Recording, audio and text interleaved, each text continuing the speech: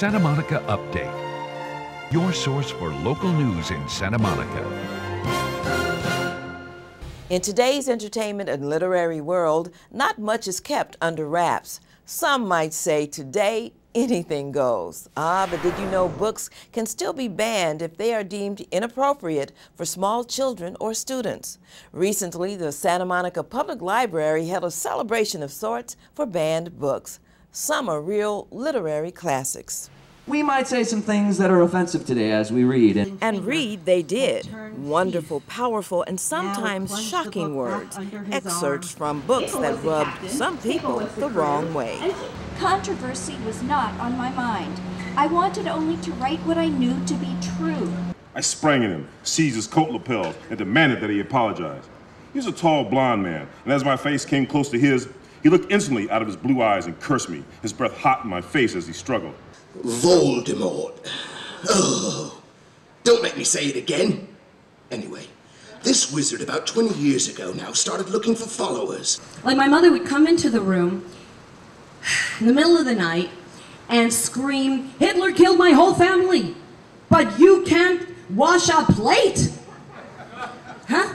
So I would try to figure it out, so that's why I wrote the book. Banned Books Week is actually sponsored by the American Library Association, and what they do is for a week every year they encourage everybody to celebrate their freedom to read.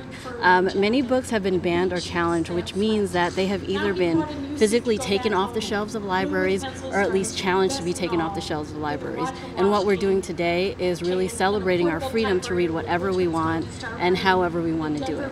Just about every book written can be challenged for one reason or another, especially books geared toward teens. Detour for Emmy is the title, and it's a teen pregnancy story. And the girl gets pregnant not by drinking the water, so there's a little sex in it. And sometimes parents and grandparents and teachers occasionally find that to be offensive. And so it's challenged every now and then. I think the reason it got on the top 10 banned books list a few years ago is because there was a very heated challenge in a small town in Texas. A grandmother thought that not only should her granddaughter not be reading it, but no one in the school should be reading it. Actor Mike Farrell added his talent and skills to the celebration by reading from Steinbeck's Grapes of Wrath.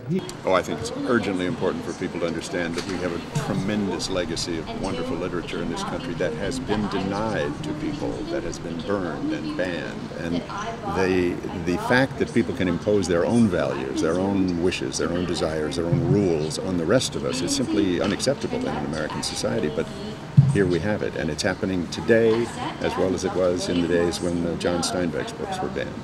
From the classics to the whimsical, when a book is banned or challenged, writers know they are in good company.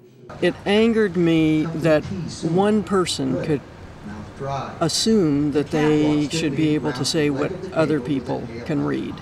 And I think it goes against our values as a nation. And so I was angered by that in a way, but I also, I was a little bit,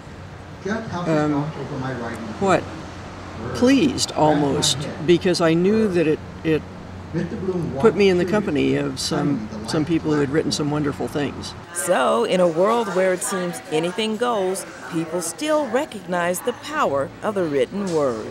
Ironically, when a book is banned, people have a tendency to rush to read it, just to see for themselves what the protest is all about. For more information about books that were once banned and are now on library shelves, visit the Santa Monica Public Library. The fall 2010 edition of the Santa Monica Review is now available. It's a nationally distributed literary magazine sponsored by Santa Monica College, published twice a year in the spring and fall. The review currently features literary fiction and nonfiction, showcasing Southern California and Pacific Rim writers. Get a copy of the Santa Monica Review from the online college bookstore at smc.edu/sm_review. By the way, Amazon.com also has quite a few back issues of our local literary gem. Well, that's it for this edition of Santa Monica Update. I'm Gail Choice. For all of us at City TV, thanks for watching.